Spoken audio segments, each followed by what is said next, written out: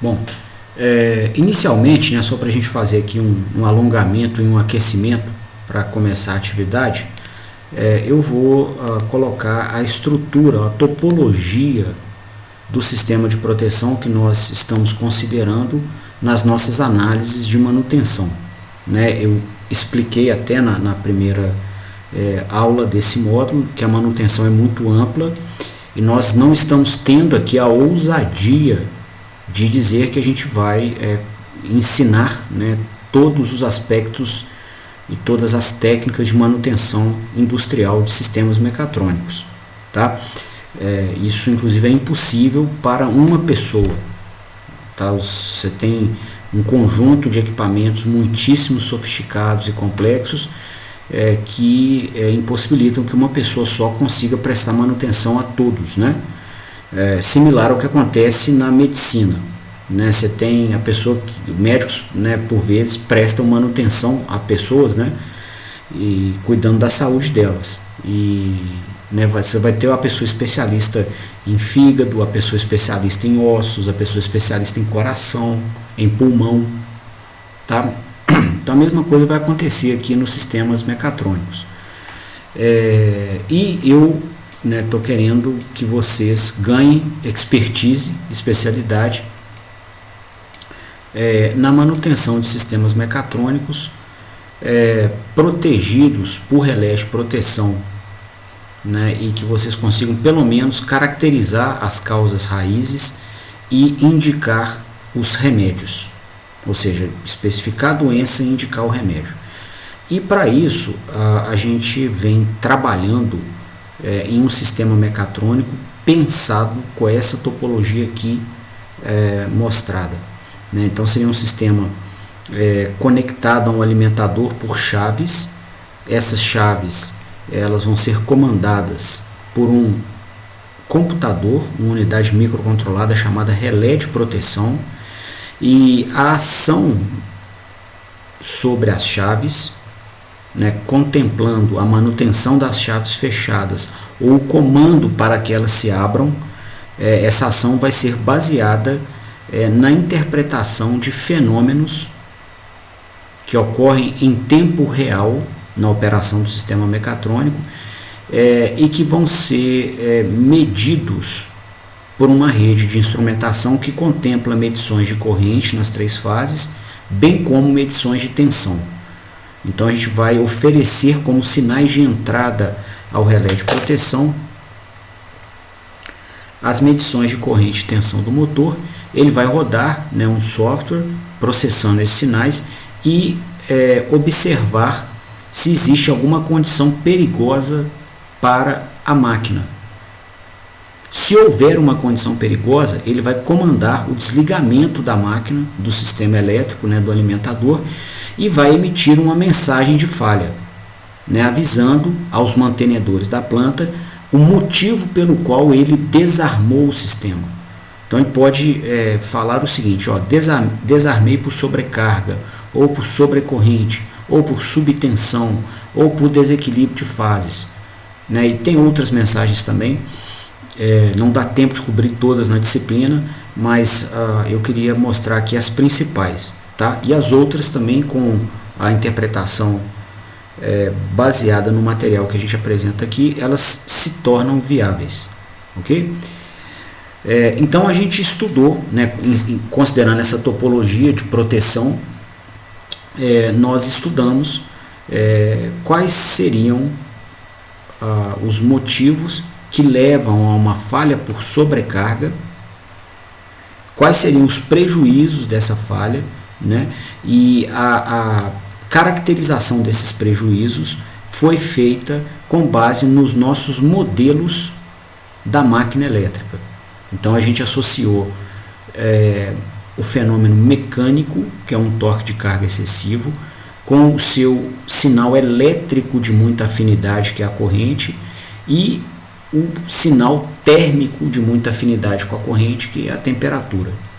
Tá? Então a gente fez essa conexão entre os mundos físicos aqui, né, no estudo de sobrecarga, mostrando, né, que uma carga excessiva no mundo mecânico vai levar a uma temperatura excessiva da máquina no mundo térmico, e essa temperatura excessiva vai acelerar o envelhecimento do verniz isolante que recobre, que envolve os fios de cobre da máquina.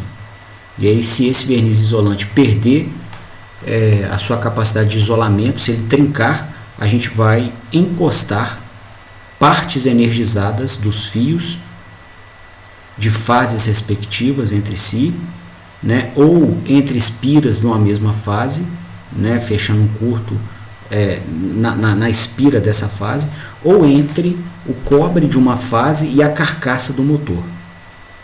Né? E aí, se ocorrer qualquer um desses eventos, qualquer um desses cenários de curto-circuito, nós vamos ter uma falha por sobrecorrente, que foi até a próxima que a gente estudou. Tá? Então, o desarme por sobrecarga, ele, por vezes, vai salvar o seu equipamento. Né? Se o sistema de proteção estiver bem parametrizado, você vai conseguir salvar o equipamento de queimar. Agora, se a causa raiz dessa sobrecarga não for caracterizada e a pessoa rearmar o acionamento muitas vezes, ligá-lo de novo muitas vezes, sem subtrair a causa raiz, o que a gente viu pelo nosso modelo térmico? Né? Que a temperatura não vai parar de crescer.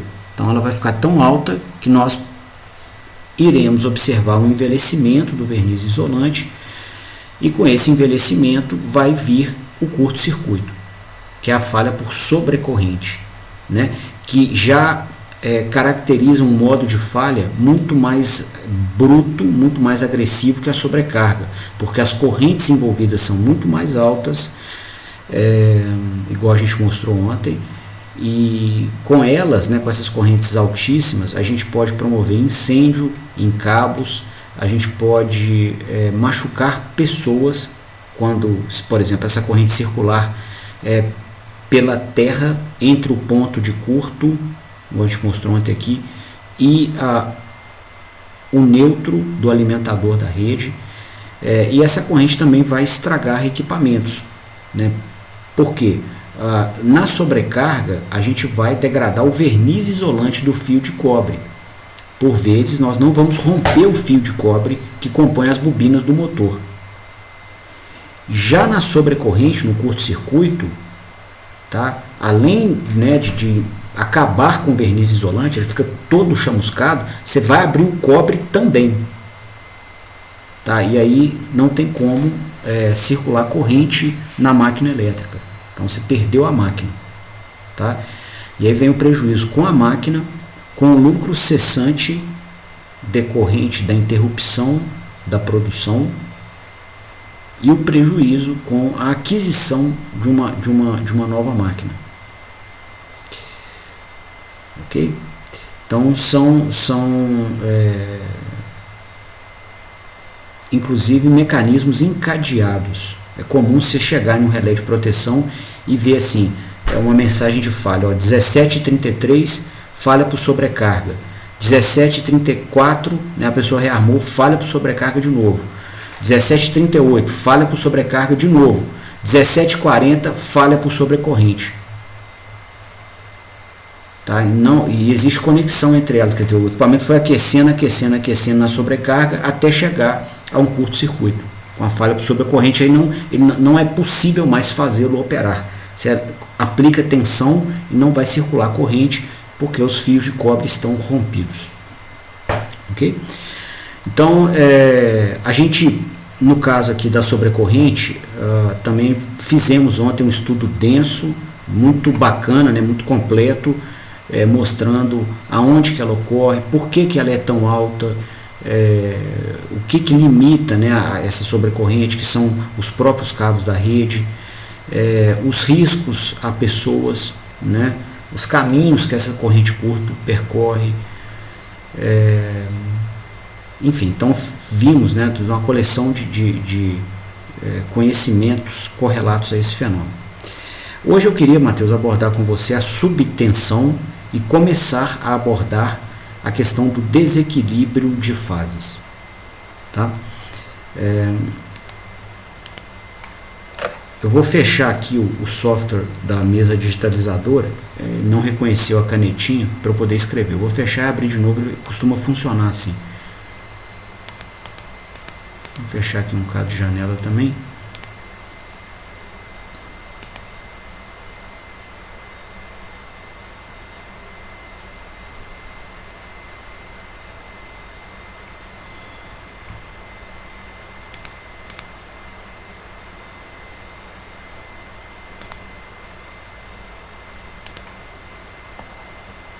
Não funcionou ainda.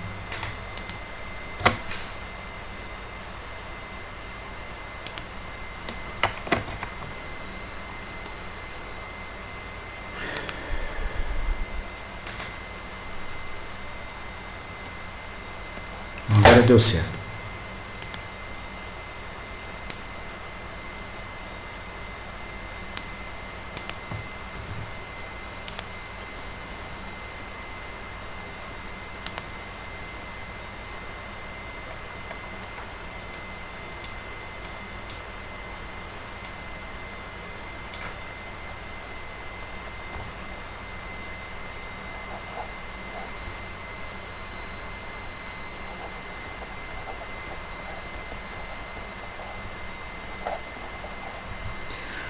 Então, inicialmente eu queria abordar as falhas por subtensão. Essa falha é de longe a maior causadora de problemas correlatos à qualidade de energia no suprimento de potência a equipamentos, né? E essa falha se refere ao que especificamente? Então, se a gente oscilografasse a tensão aqui em função do tempo, digamos que a gente oscilografasse a tensão da fase A do estator em função do tempo, né? E essa tensão é uma cossenoide, e uma cossenoide é sempre definida por amplitude, frequência e defasamento angular. Então, se você sabe esses três parâmetros,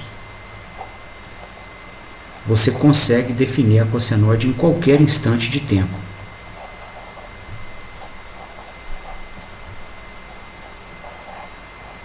Tá? Amplitude, frequência e defasamento angular, né?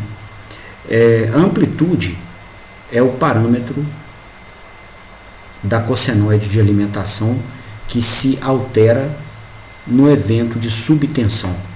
Então, a amplitude ela se refere ao valor de pico do sinal. Tá aqui a amplitude, ó.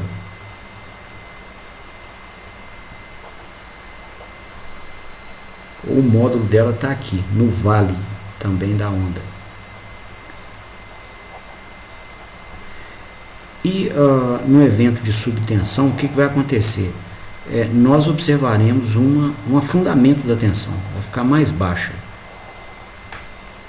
tá? Depois, se a causa desse afundamento for extinta, ela pode voltar aos patamares nominais, tá? Então, se a gente fosse desenhar um envelope aqui, ó,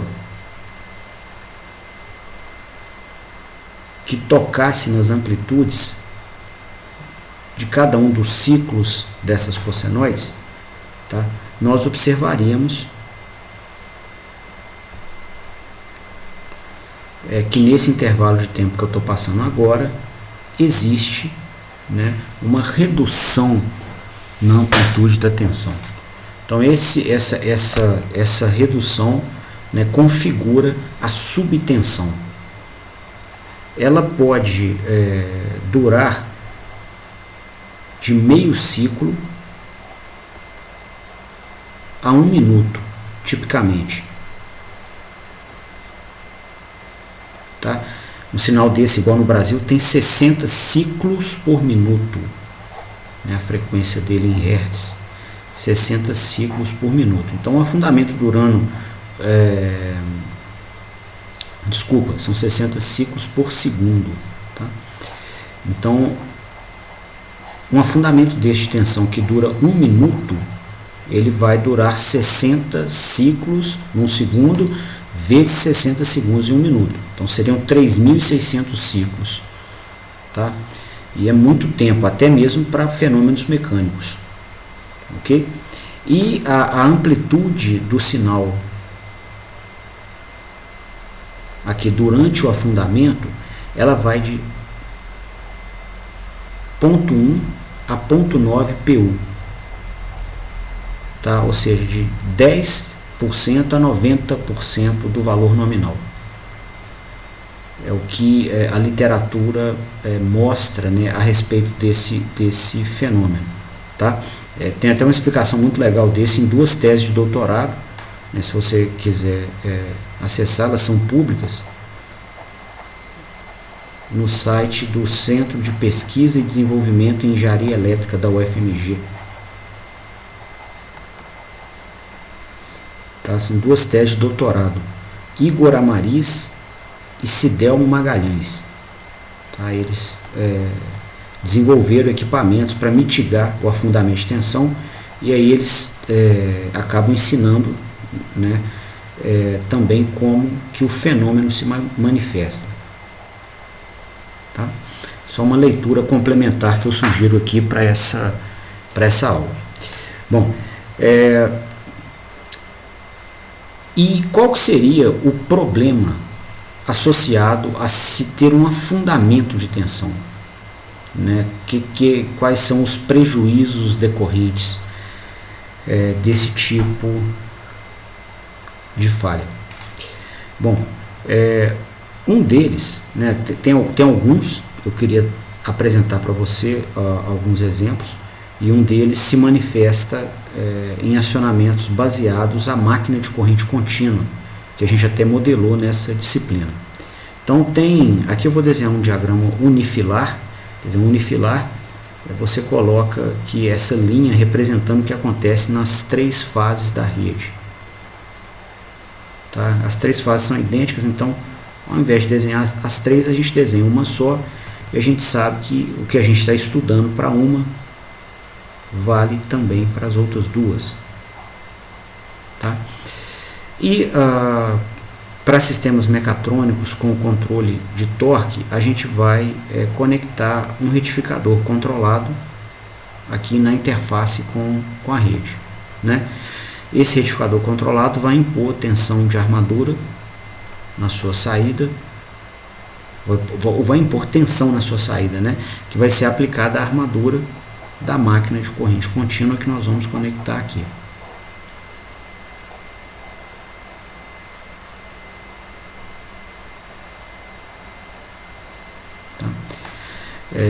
E nós vimos, né, pelo modelo da máquina de corrente contínua e excitação independente, né, que nós conseguimos controle de torque no eixo pela tensão de armadura. Né, foi até uma curva característica da máquina que a gente levantou, né, a curva de torque por velocidade, torque eletromagnético dela em função aqui da velocidade mecânica do eixo.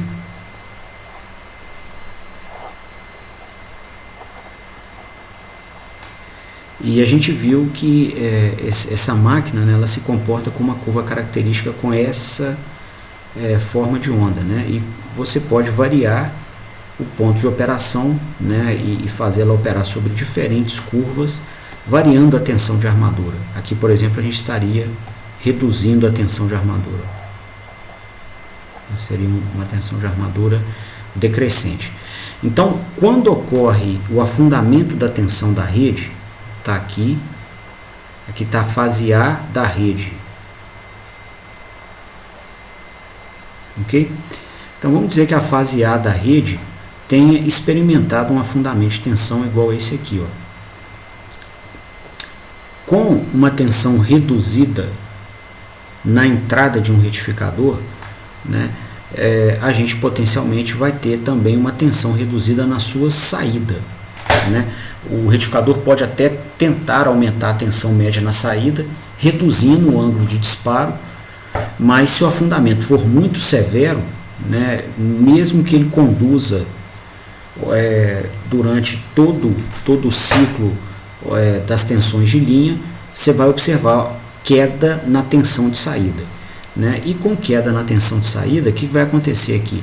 Se a máquina, por exemplo, estivesse operando nesse ponto, se houver uma queda de tensão, ela vai passar a operar em pontos das curvas inferiores, ou com menores níveis de torque, né? E tem processos que não aceitam essa redução brusca de torque. Um exemplo seriam os laminadores, né? Se você tivesse aqui essa máquina conectada a um laminador, tá? Eu vou omitir aqui a transmissão mecânica, a gente sabe que tem, mas isso não empobrece a nossa análise. E a nossa operação nesse contexto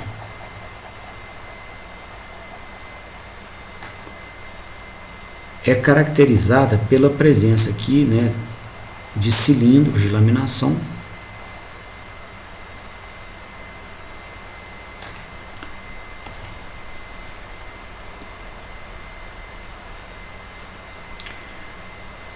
que são conectados, né, ao eixo, um ou os dois, tá? Depende da topologia do laminador.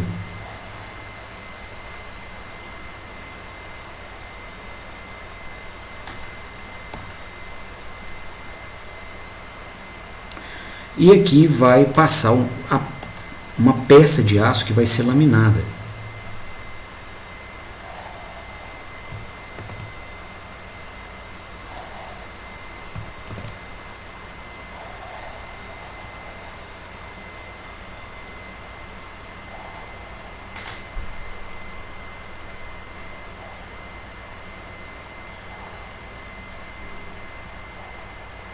A gente vai reduzir a área de seção transversal da peça.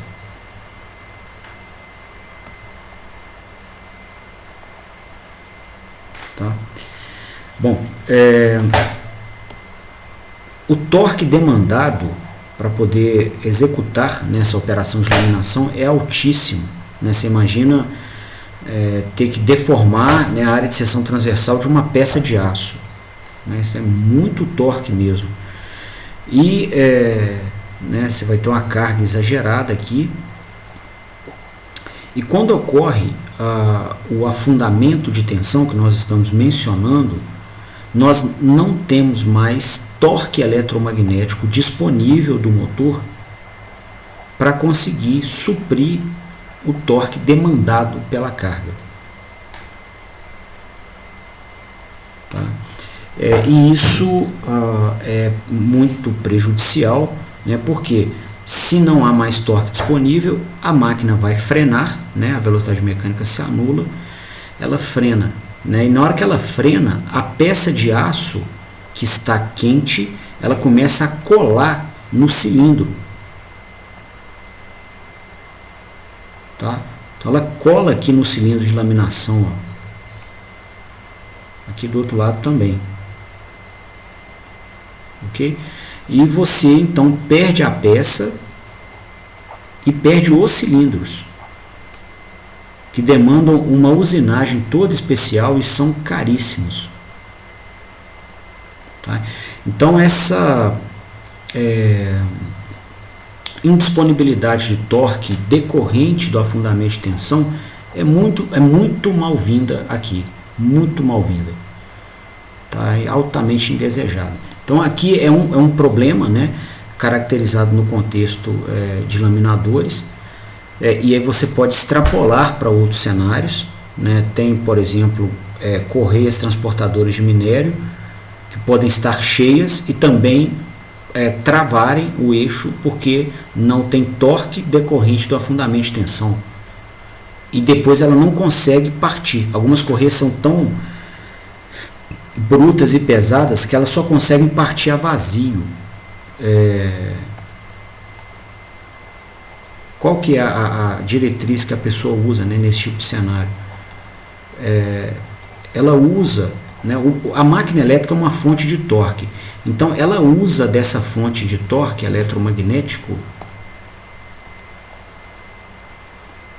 ora para fazer o conjunto mecânico acelerar e ora para poder, uma vez que ele já está acelerado, aí você começa a colocar carga no eixo. A hora que a correia já partiu, aí você abre, né, uma válvula de um silo e começa a jogar minério em cima dela. Mas ela já está com a velocidade final que você quer. Tá? Ou seja, ela não precisa acelerar mais.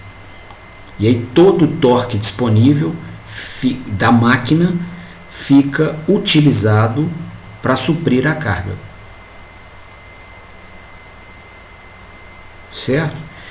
E aí nessa proposta, né, se ocorre um afundamento de tensão, né, a carga continua lá altíssima, o torque eletromagnético cai, né, o conjunto começa a desacelerar até travar o eixo, e depois, se você tentar reparti-lo, né, você não consegue, porque a correia está cheia, você não consegue, você não tem torque disponível para acelerar o conjunto e suprir a carga simultaneamente. Tá? Então tem que ir uma galera para cima da correia com pá para tirar o minério da correia, para você conseguir então deixar ela vazia, para daí partir e daí colocar a carga de novo. Ok? Então esse é outro cenário bem desagradável decorrente do afundamento de tensão. Com máquinas de indução, o fenômeno também traz estragos, né? Até o exemplo que eu acabei de mencionar sobre partida de correias, né? Eu nem fui específico à tecnologia da máquina, podia ser de indução ou máquina de corrente contínua ou assíncrona, né? Máquina síncrona, em qualquer um deles a gente veria o problema. E no caso de máquinas de indução, né, a gente mostra na teoria de máquinas que o torque que a máquina desenvolve em regime permanente, ele é proporcional a uma constante, né, que envolve os parâmetros construtivos da máquina, o escorregamento e uma relação entre o quadrado da tensão de alimentação sobre o quadrado da frequência. Tá?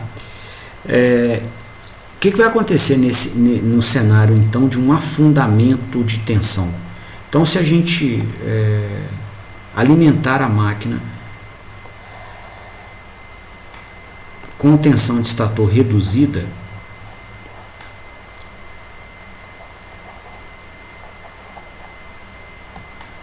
né? Em um primeiro cenário, eu vou colocar aqui a curva de torque por velocidade da máquina com tensão de estator nominal. Então vai ser isso aqui, ó. Tá?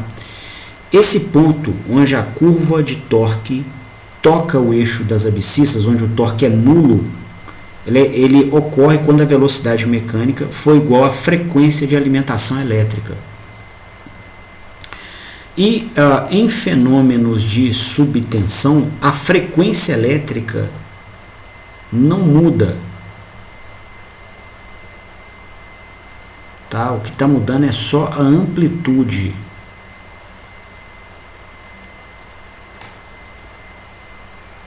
Tá?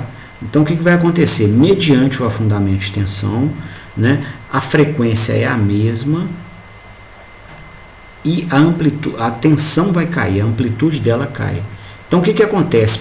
Com a mesma frequência, né, em cada velocidade possível de operação da máquina. Tá? Se você cai a tensão, você vai cair o torque em cada possível velocidade. Então você vai operar, né, a máquina com uma curva de torque que passa a ter esse perfil aqui, ó.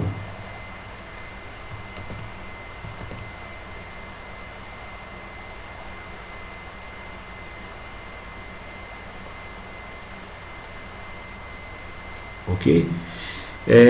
E com essa redução do torque, né, o que vai acontecer? Vai haver uma aceleração do conjunto. Né? Digamos que a carga mecânica presente no eixo tivesse essa curva aqui, ó. Tá? Então, inicialmente, sem afundamento de tensão, né, com a tensão de estator igual ao seu valor nominal, ou 1 PU, 1 por unidade, tá? Ou seja, tensão nominal. E aqui a gente tem a tensão de estator com afundamento. Digamos que ela está aqui com 0,7 PU, 70% do seu valor nominal. Então, ela operava inicialmente, né, aqui no ponto de encontro, né, da curva de torque eletromagnético à curva de carga. Quando ocorre o afundamento de tensão, a velocidade não muda bruscamente, porque ela tem uma dinâmica lenta, né? Só que o torque vai mudar, né? Vai se alterar muito mais rápido. Então, a máquina passa a operar nesse nível de torque eletromagnético aqui, enquanto o torque de carga continua lá no alto, né? Com o torque de carga maior do que o torque eletromagnético, nós teremos desaceleração, tá? Então o sistema vai frenar até ele passar a operar nesse ponto aqui, ó. Só que esse ponto ele contempla, né, uma diferença muito grande entre a velocidade síncrona, que é a frequência da rede, e a velocidade mecânica, que é o que está aqui, ó.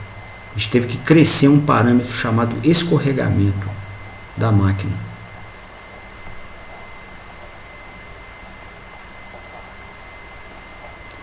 E quando o escorregamento cresce, a corrente cresce muito. Tá? E aí o que vai acontecer então? A máquina com afundamento de tensão vai ter um crescimento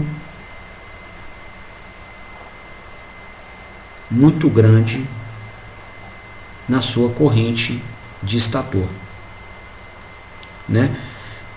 Promovendo assim sobreaquecimento, tá? Então a gente pode queimar a máquina, né, se a condição de subtensão durar muito, né? E um outro problema é o retorno da tensão da condição de afundamento para a condição nominal. Vai acontecer aqui, ó. Porque na hora que esse retorno se manifesta, né, a máquina sai da operação com essa curva de torque verde e volta para azul.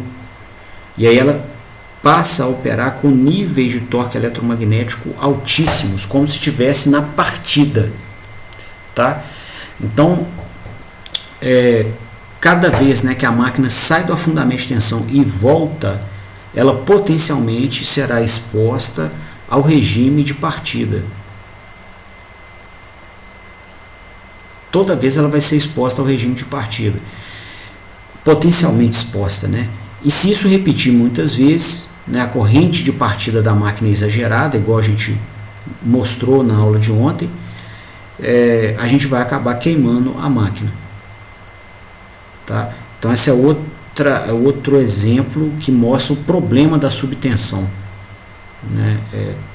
Vai se manifestar tanto em escorregamento exagerado, né, em regime permanente, corrente exagerada, como também numa corrente exagerada, uma corrente partida, no retorno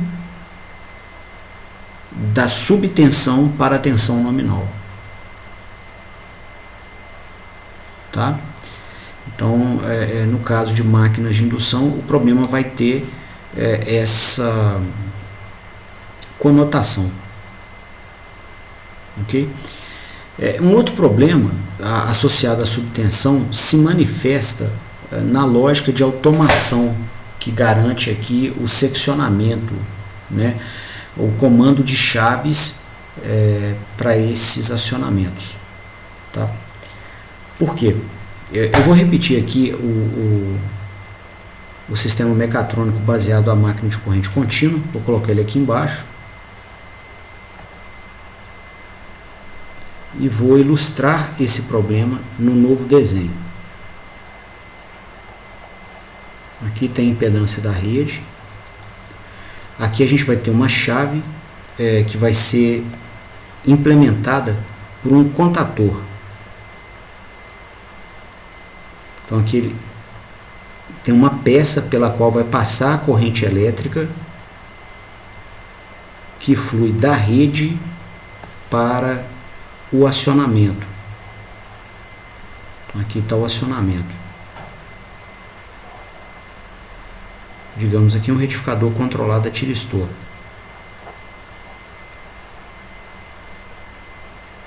E aqui é a máquina de corrente contínua.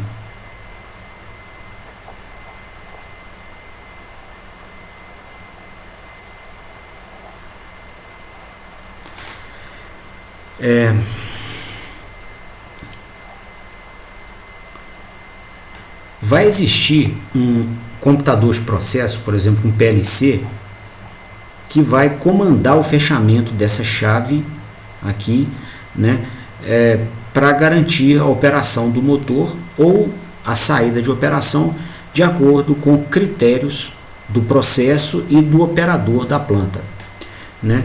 E esse PLC ele promove esse comando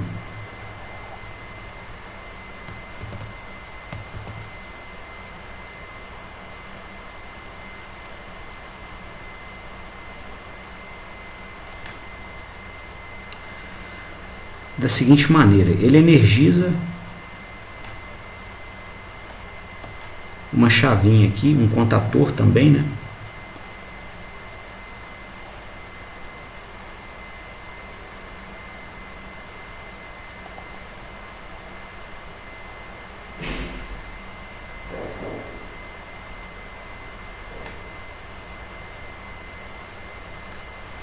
Então, com uma corrente baixinha aplicada aqui numa bobina, né, num contator de sinais, ele impõe corrente elétrica, tá? Cria campo magnético aqui por segunda lei de Maxwell, aqui na peça. Esse campo magnético vai ter em polaridade oposta, né? Se você tiver polo sul aqui no ímã, você vai ter polo norte no outro. Então, eles vão então ter uma força de atração, vão se fechar, tá? E aí, né, a segunda peça aqui, ela vai ter uma mola,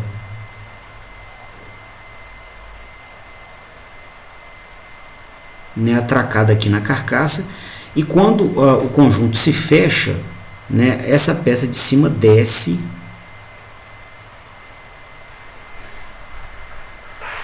atraca aqui, e aí a gente promove a condução de corrente elétrica desse terminal para um próximo, tá?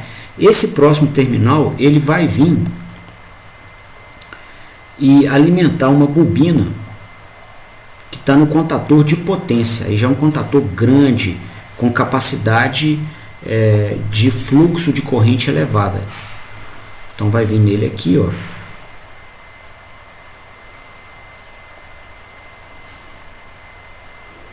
A gente pode conectar aqui em um potencial diferente. E aí, fechando a chave desse contatinho de sinal, a gente cria corrente elétrica, uma segunda corrente elétrica aqui agora na segunda bobina, que faz fechar, né, o segundo contator. Essa corrente aqui cria campo magnético.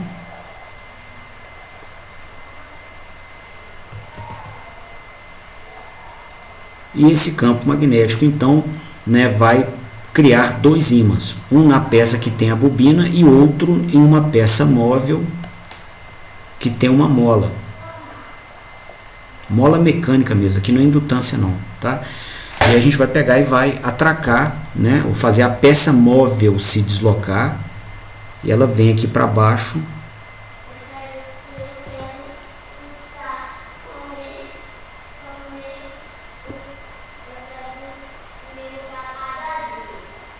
Né, e promove assim o contato elétrico do alimentador pelo corpo dela e a máquina. Aí a gente liga o motor, ele está energizado, tá? Então esse sistema, né, demanda, para que ele opere, né, ele demanda o estabelecimento de uma força mecânica aqui no contator, tem que ter força mecânica aqui no contator, tá? E essa força mecânica, ela é proporcional ao quadrado da tensão de alimentação. Igualzinho o torque, né, numa máquina elétrica é proporcional ao quadrado da tensão de alimentação. E aí o que vai acontecer aqui, Matheus? Quando nós observarmos um afundamento na tensão da rede, a tensão da rede reduziu, a gente vai reduzir a força mecânica com o quadrado, né, da redução da tensão da rede. E o contator, ele tem uma mola que fica fazendo força o tempo inteiro para retornar o contato à posição de repouso. Então nós vamos observar nesse cenário, né, que com o afundamento de tensão, a força mecânica feita pelo sistema eletromagnético, ela cai enquanto a força da mola se mantém, né? E aí, por vezes, a força da mola fica maior do que a força mecânica e a gente vai abrir o contato sem querer, tá? E aí você pode ter uma peça perigosa sendo deslocada, ou você pode estar deslocando uma peça que tem que chegar a um destino com uma temperatura correta, tá? Para você não perder a peça, para não colar no veículo de transporte, tá? Então você tem prejuízos expressivos aqui pela abertura de contatores da lógica de automação mediante o afundamento de tensão.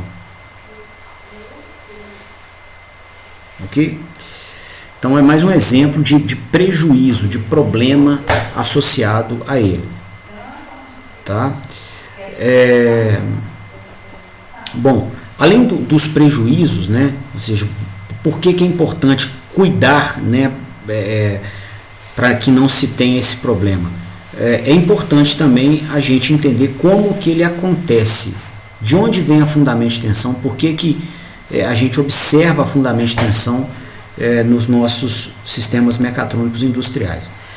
E para ilustrar, né, o problema, eu gostaria de colocar um sistema elétrico de potência aqui do lado.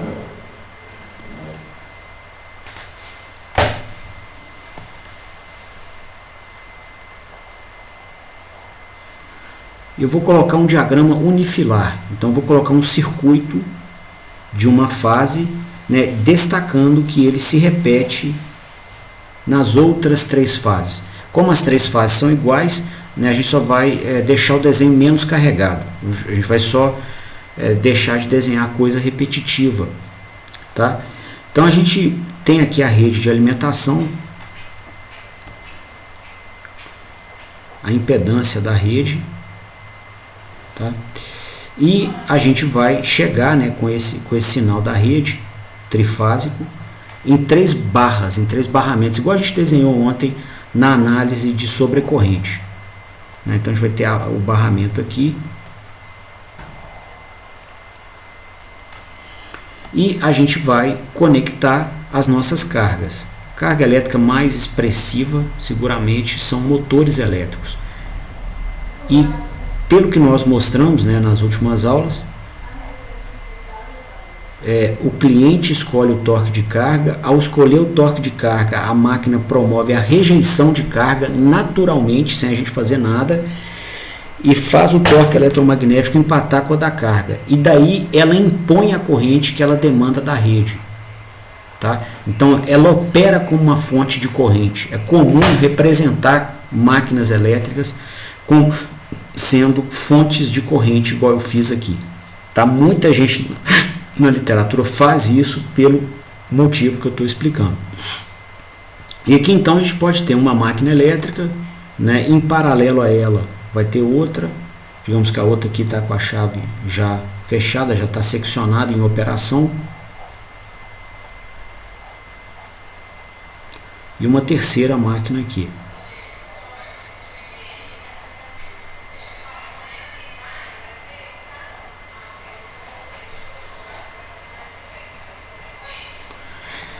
A gente então vai caracterizar aqui a corrente na primeira máquina como sendo I1, A da segunda máquina a gente vai chamar de 2. Da terceira máquina vai ser a corrente 3. Ok? E essas correntes, né, de todas as máquinas vão se somar e circular aqui na rede. Então nós observaremos aqui uma corrente na rede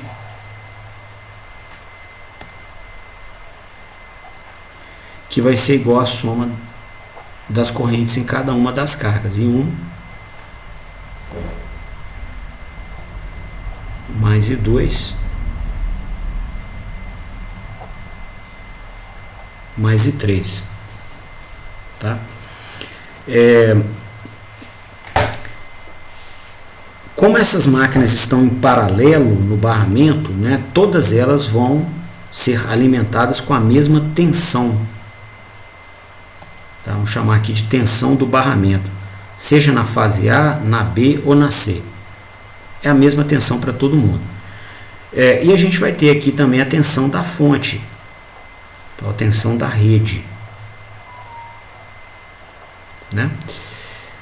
O que a gente pode dizer quanto à tensão do barramento aqui? Então, a tensão do barramento, que é a tensão que efetivamente é aplicada aos terminais da carga, ela vai ser igual à tensão da rede menos a queda de tensão que vai ocorrer na impedância da própria linha de transmissão, tá?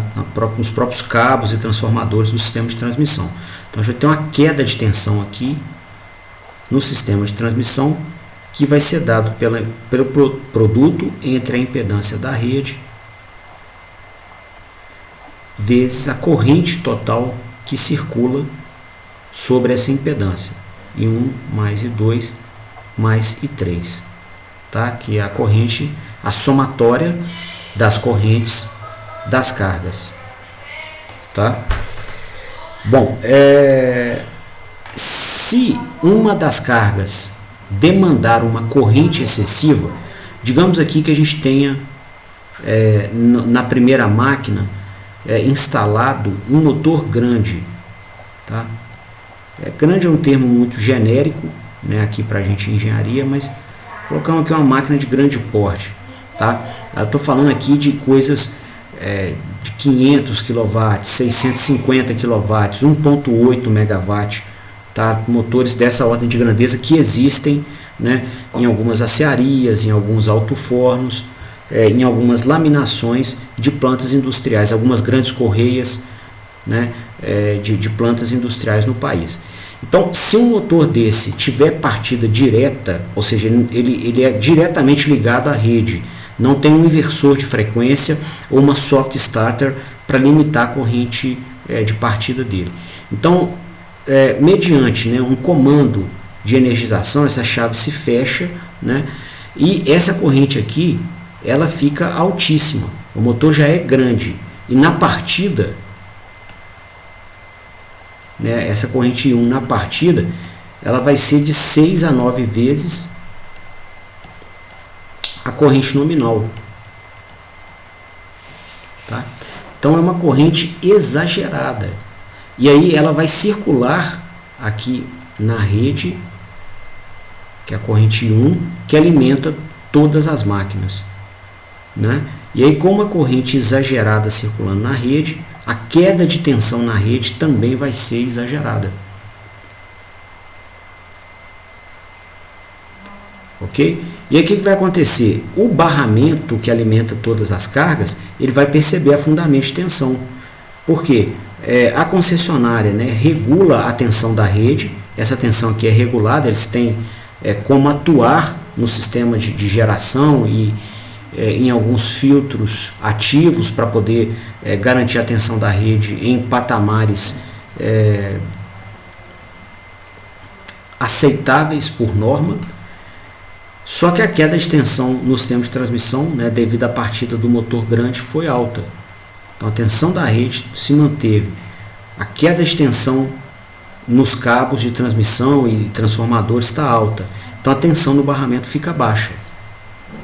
Né? E aí os dois motores vizinhos, esse e esse, que não tem nada a ver com a história, eles vão ser prejudicados pela corrente de partida do motor grande.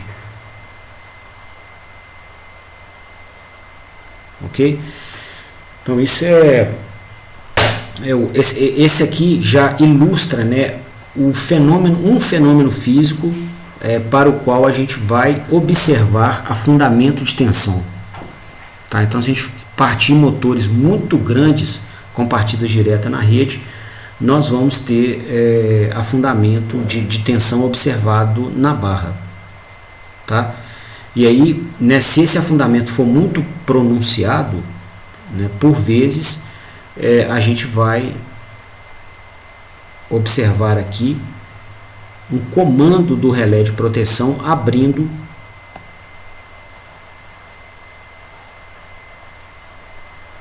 os motores, desconectando os motores da rede. Vai ter um desarme por subtensão em todo mundo. Tá? E se não tiver um desarme por subtensão, vai acontecer esse fenômeno aqui, ó, que a gente estudou há pouco. Né? Todo mundo opera com tensão baixa, escorregamento muito alto, quer dizer, a velocidade mecânica cai muito, e aí, na hora que a tensão volta ao ponto nominal, todo mundo entra em regime de partida. E aí, ao invés de ter um motor só com corrente de 6 a 9 vezes a nominal, você passa a ter todo mundo com a corrente de 6 a 9 vezes a nominal. Então, vai ter desarme por sobrecarga aqui no alimentador da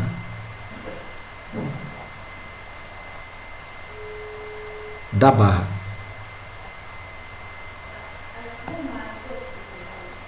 Ok? Então, não tem como botar poeira debaixo do tapete. A gente tem que, né, tratar o problema. Então, nesse caso aqui, né, seria recomendado, né, a gente ter algum dispositivo para controlar a corrente partida do motor grande. Né? Aí tem equipamentos, inclusive tem um que é dedicado a fazer a partida suave, chama Soft Starter.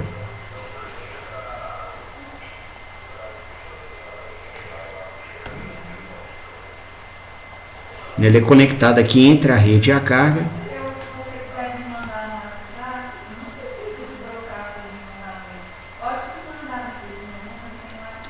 Tá? E aí a Soft Starter ela aplica a tensão da rede gradualmente para que a corrente na partida também cresça gradualmente. Né? Uma Soft Starter dessa, ela apresenta por fase esse comportamento aqui, ó. Ela é implementada com dois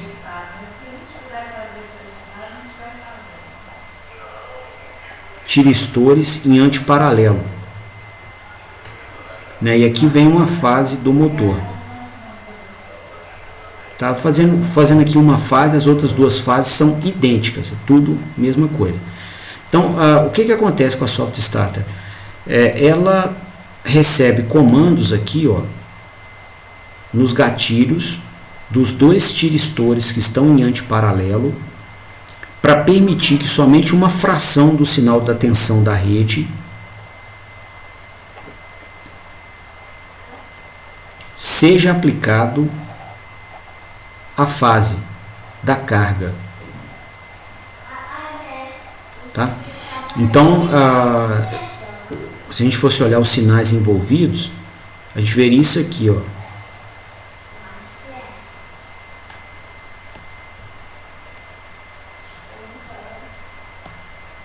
Então aqui a gente teria a tensão da rede.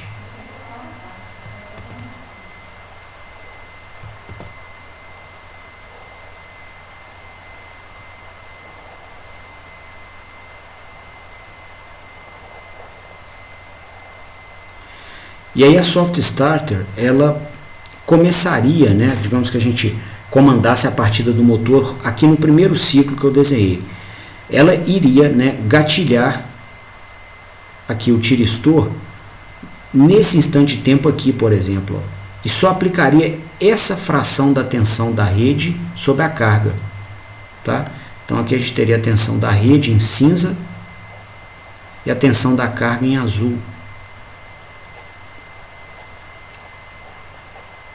Tá?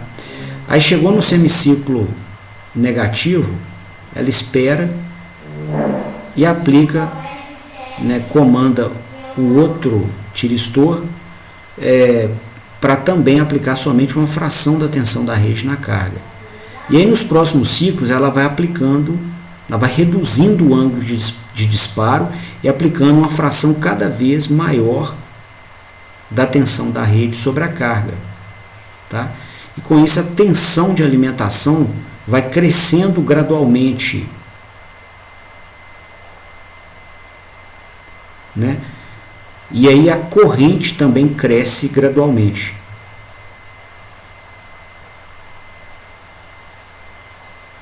Né? E a gente evita o efeito de subtensão que nós estamos estudando nesse módulo. Inversores de frequência também conseguem, né, reduzir essa corrente na partida, só que é um desperdício de dinheiro comprar um inversor só para reduzir a corrente de partida. Tá? Geralmente a gente vai ter esse efeito colateral benéfico do inversor, que é controlar a corrente na partida, e, né, o principal motivo da aquisição do inversor seria controlar o torque da máquina em regime, né, ou em qualquer instante que se queira. Tá? Aqui, né, a Soft Starter não promove controle de torque, ela só garante, né, ou ela só tenta pelo menos reduzir a corrente na partida. Tá? O inversor não, ele já garante controle do torque no eixo. Ok? Bom, um outro cenário, Matheus, que a gente vai observar, né, subtensão. Acabou que aqui esse assunto ele é bem denso, né, tem um tempão que a gente está falando aqui dessa causa de subtensão, que é a partida de grandes motores, como sanar e etc. E uma outra causa de subtensão é a ferramenta ou animais encostando no barramento. Tá? Ferramentas, animais ou até partes do sistema. Ok? Então tem cenários, né, que os relés de proteção vão acusar subtensão. Por quê? Digamos que aqui a gente tem uma fase, agora eu não vou fazer um unifilar, vou fazer o trifilar mesmo, trifásico. Tem uma fase aqui do sistema de alimentação, a outra fase,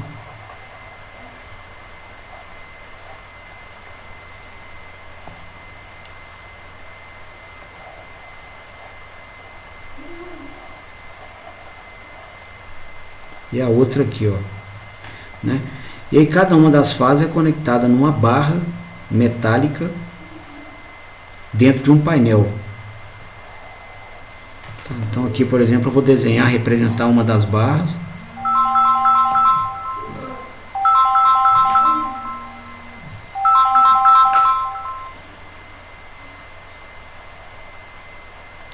Aqui a outra barra. E aqui uma outra. Tá? E aí pode acontecer, né, sem querer, de observarmos a conexão de uma ferramenta. A pessoa esbarrou mesmo uma ferramenta aqui entre duas barras ou entre as três. Tá? E aí o sistema de proteção dos acionamentos que vão ser ligados nessas barras, né? Aqui o alimentador chegou num painel, aí vai sair do painel e vai alimentar as cargas, né? Por exemplo, aqui vai ter uma máquina elétrica alimentada com a partir dessa barra, né? Vai ter a sua seccionadora trifásica comandada pelo relé de proteção ou por um disjuntor eletromecânico. Tá aqui a máquina. Então, se houver, né, o contato de uma ferramenta aqui ou um animal, tá? Isso não é exótico, tá? Passarinho ou mesmo gato entrando, lobo entrando dentro de painel elétrico. Porque painel elétrico ele é aquecido. Então acaba que animais entram, né, de vez em quando. E aí eles tocam, né, entre uma fase e a outra. né, sou um passarinho, por exemplo, e vai ter corrente, né, se a impedância dele não estiver muito alta, por vezes não está, né, vai ter corrente exagerada sobre ele, e ele coloca esses dois pontos aqui, ó, das duas fases, sobre a impedância do seu corpo, que vai ser uma impedância muitas vezes baixa. E aí a gente vai observar, né, como se tivesse o mesmo efeito da ferramenta aqui, ó, você está botando os dois pontos no mesmo potencial elétrico. O que vai acontecer aqui? Com o sistema que protege o motor, ele vai observar subtensão. Então nós vamos ter aqui um desarme por subtensão decorrente aqui dessa causa externa, né? Que é a presença de um animal ou de uma ferramenta ali no barramento. Ok?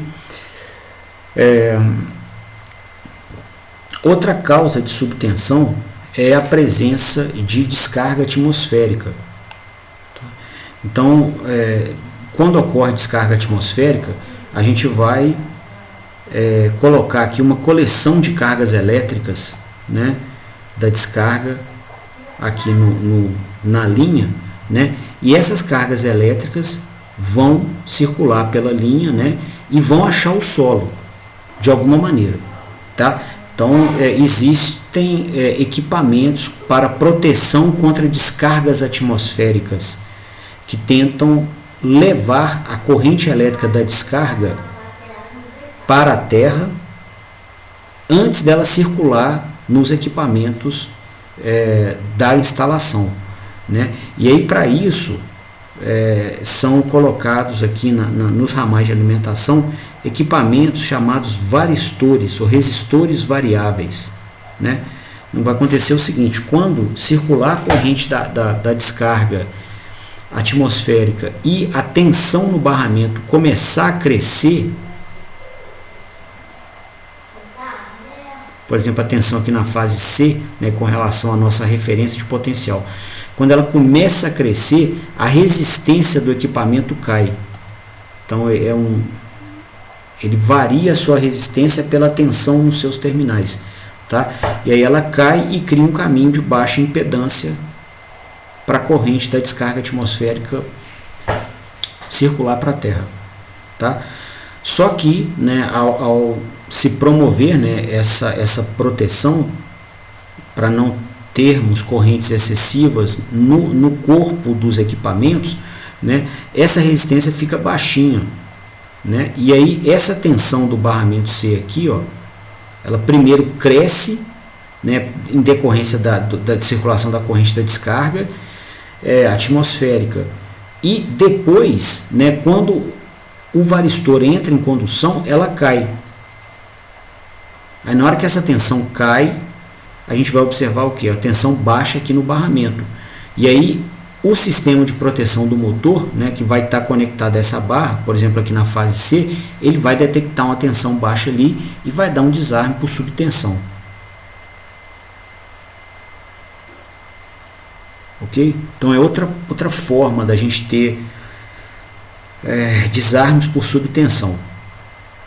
Tá? Então aí, para poder identificar, né, uma boa observação é olhar se o dia está relampeando muito, né, tem dia que tem chuva de raios, né, tanto raio que está chovendo raio literalmente, e aí de repente com essa alta incidência de raios, né, começam a vir mensagens para os mantenedores da planta de que tem subtensão, tá? É bem provável que ela tenha ocorrido, né, pelo fenômeno que eu acabei de explicar, tá? Proteção de um sistema varistor com a consequente subtensão da barra a qual ele está conectado, ok? Bom, outra possível causa seria a própria concessionária, né, interromper o fornecimento por algum motivo, tá? Tem muitas cargas em paralelo aqui com esse alimentador, e aí às vezes alguma delas estava com corrente exagerada, a proteção dessa carga específica estava mal ajustada, tá? Porque a proteção do sistema elétrico ela tenta ser seletiva, ou seja, ela tira quem causa problema. Só que se ela estiver mal ajustada, por exemplo, aqui esse motor está com a proteção mal ajustada, né? Se a proteção dele não tirou o motor da operação, o primeiro sistema de proteção, a montante no sistema elétrico, ou seja, mais próximo do gerador, vai ter que limpar a barra, tá? vai ter que desconectar. Isso se chama coordenação. Então a proteção elétrica ela tem que ser seletiva e coordenada. Então a ideia é tirar somente o causador do problema, seletividade, e coordenado porque nós vamos monitorar tempo para tirar quem causou o problema. Se esse causador não sair com um tempo um pouquinho maior, nós vamos desconectar o alimentador dessa barra. Se o alimentador dessa barra não sair com um tempo um pouquinho maior, a gente tira o próximo sistema de alimentação a montante, tá? Então pode ser alguma carga estava com a sua proteção mal parametrizada ou com a manutenção insuficiente, né? Ela deveria ser desarmada aqui, fase A, B e C.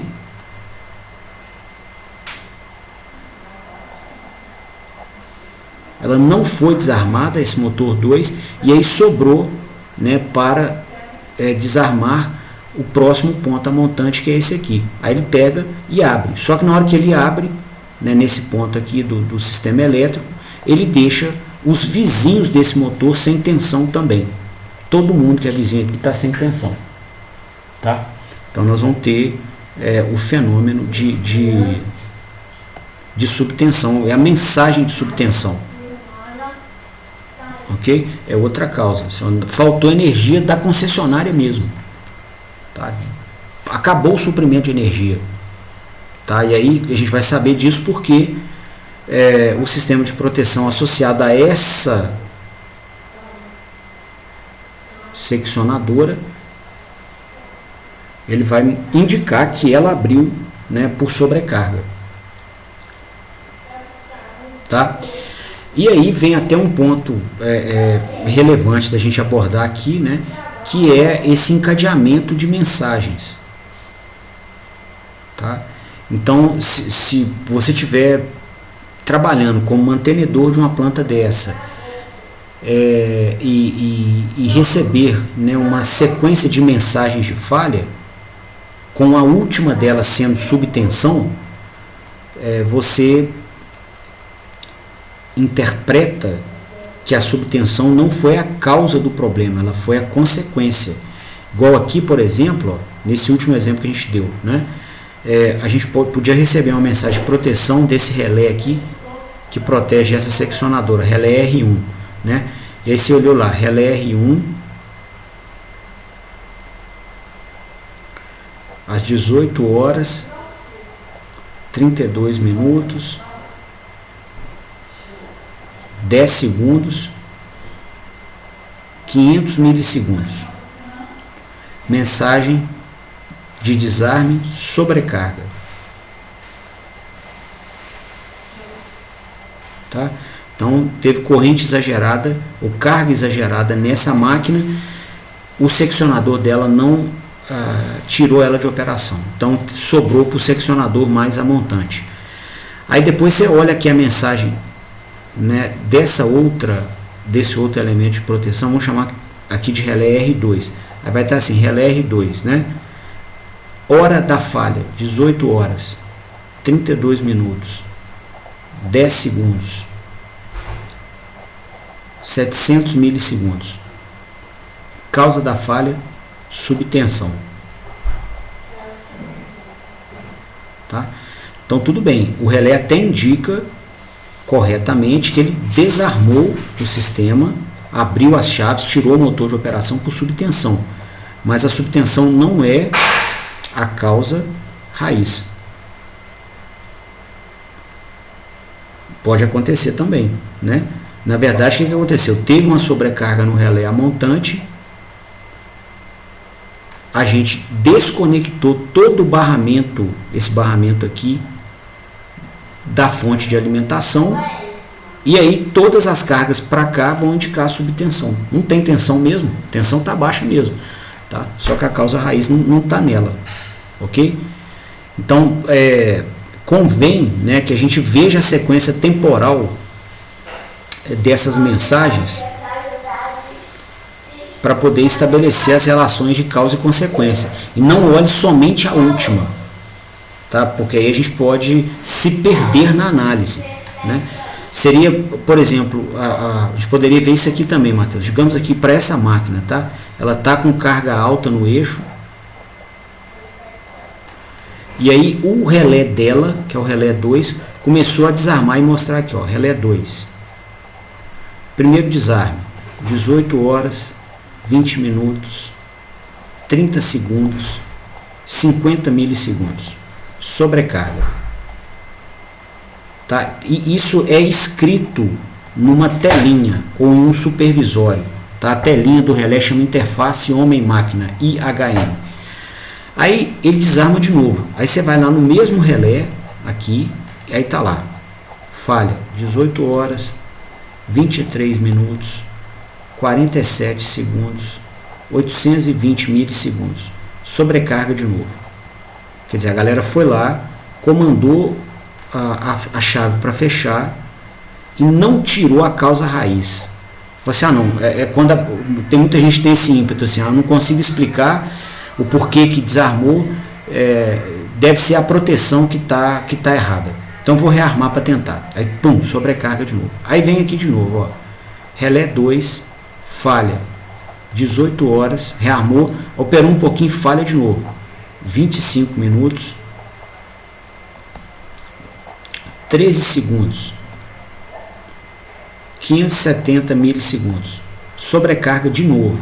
Então passou 2 minutinhos, outra falha por sobrecarga. E de novo a galera está duvidando e não tirou a causa raiz. Aí o que está acontecendo com cada sobrecarga aqui? O que a gente aprendeu no modelo térmico, né? A temperatura no interior da máquina não para de crescer, né? Então, se a gente fosse oscilografar essa temperatura aqui, a gente ia ver isso aqui, ó. Cresceu, aí desarmou, primeiro desarme. Aí na hora que ela começou a cair, né, um sinal de dinâmica lenta, a gente ligou de novo. Aí ele operou, né, com carga excessiva, a potência térmica muito alta, pum, desarme. É o segundo. Aí a máquina começa a ter uma queda da sua temperatura para tender a empatar com o ambiente. Aí a gente foi e ligou de novo. Aí ela foi, operou mais tempo com a temperatura alta e pum, o próximo desarme aqui, ó.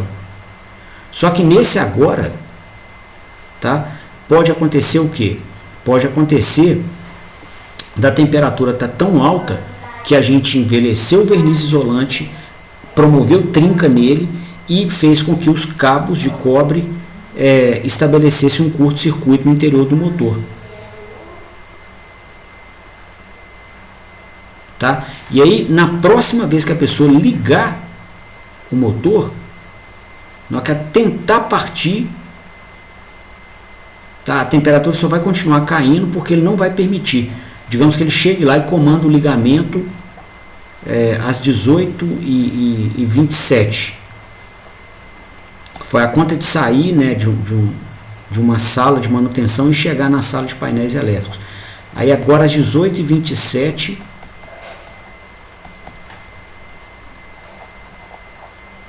na hora que ele acaba de comandar o religamento, aí vem uma próxima, sobrecorrente. Quer dizer, agora o seguinte, ó, tá com curto.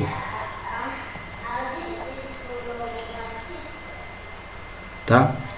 E aí, com a sobrecorrente, a máquina não vai ligar mais, né? E aí não existe uma falha na rede elétrica, alguma coisa que foi a causadora da sobrecorrente. Ela está aqui atrás, a causa dela. Ó.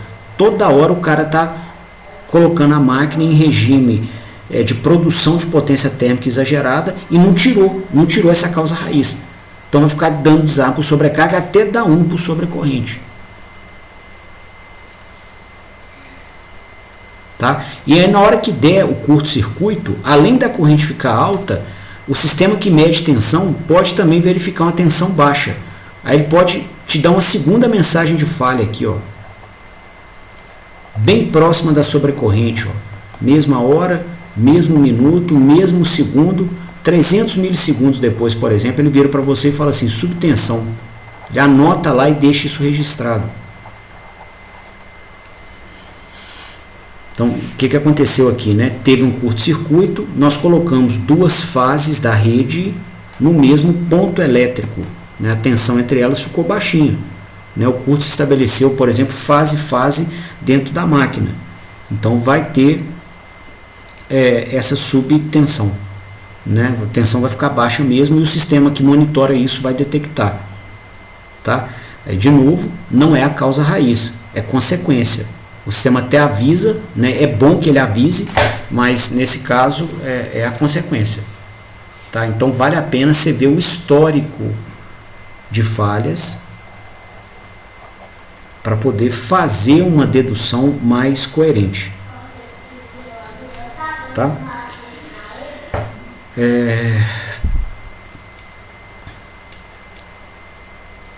Bom, então aqui a gente apresentou, né, Matheus, exemplos, o que é o fenômeno, como que ele prejudica máquinas, contatores, como que ele manifesta, né, partida de motores grandes, falta mesmo de alimentação da rede, problema de coordenação de proteção, acidentes com animais, ferramentas, e a subtensão como consequência de eventos de sobrecarga. O recado que eu queria passar hoje era esse. Eu vou começar com os estudos de falhas por desbalanceamento na próxima aula. Eu queria pegar uma sequência maior de tempo para encadear o raciocínio. Então eu queria parar por aqui hoje e abrir a palavra a você para qualquer dúvida, qualquer intervenção que você queira fazer. Eu estou disponível.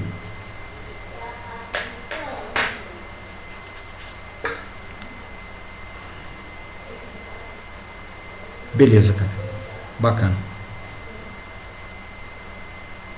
Então tá, Matheus. Então, que bom que você gostou. Graças a Deus, eu fico satisfeito.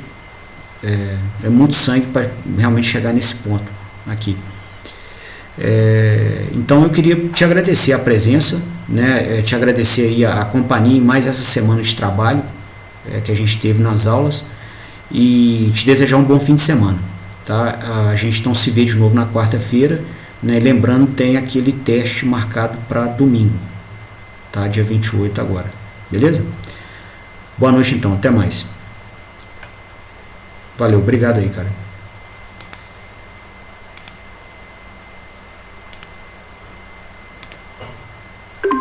Até mais.